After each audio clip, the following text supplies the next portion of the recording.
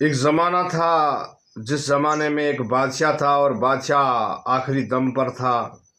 बादशाह का जैसे रूह कब्ज़ होने वाला हो, बादशाह को महल से बाहर निकाला गया। उस ज़माने के अंदर उन बादशाहों की जो रीति रिवाज था कि अगर इंसान कोई बादशाह अगर कोई फौत होने जा रहा हो, उनका रूह निकल रहा हो, तो उसको अपनी बादशाही से बेदखल किया जा रहा था और अलग करते थे, बाहर निकाल देते थे। अब उस ज़माने की बात है, जो एक फ़कीर चलता हुआ राह पर चलता हुआ फ़कीर आया एक बादशाह के पास। बादशाह चारपाई पर लेटा हुआ था और उसकी आखिरी सांसें चल रही थी। उस टाइम उसको मौत नज़दीक थी। उस फ़कीर ने कहा कि अल्लाह के नाम पे मुझे कुछ दे दे।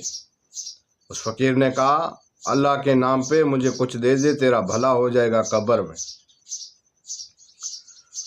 अब उसने देखा कि अल्लाह के नाम पे मैं दूं क्या, मेरे पास कुछ चीज़ नहीं है जो खाने की होती है या कोई पैसे होते हैं, मेरे पास कुछ नहीं है, मैं तेरे को दूं क्या, देने के लिए कुछ नहीं है। फ़कीर ने एक बार मांगा, दूसरी बार मांगा, तीसरी बार मांगा कि अल्लाह के नाम पे दे दे, तुझे कब्र में भला होगा, तेरा कब्र में अल्लाह भला करेगा।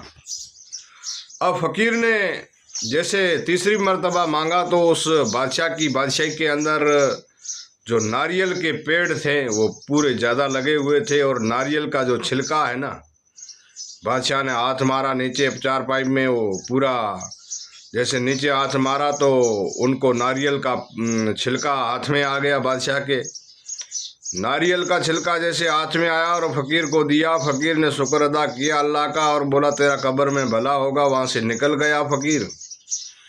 अब थोड़ी देर के बाद उस बादशाह का इंतकाल हो गया, और इंतकाल होने के बाद बादशाह को गुस्ल खफन दिया और ज़मीन हवाले करके आ गए।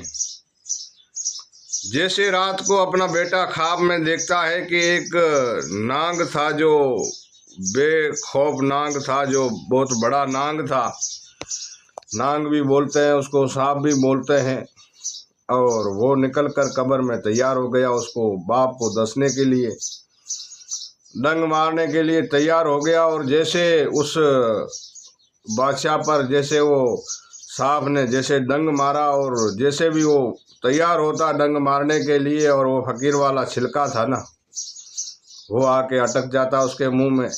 चारों दिशाओं में उसने कोशिश की, लेकिन वो नाकाम हो गया, क्योंकि कब्र में उसके लिए उसने अल्लाह की राह में कुछ दिया था, जो था तो नारियल का छिलका, मगर उसकी कब्र में काम आ गया। सांप निकल गया कब्र छोड़ के, और उस बाप ने कहा कि मेरे जो धन दौलत हैं वो गरीबों में बांट दे, जो आया है अकेला और जाएगा अकेला, खाली हाथ आया था और खाली हाथ लेके जाएगा।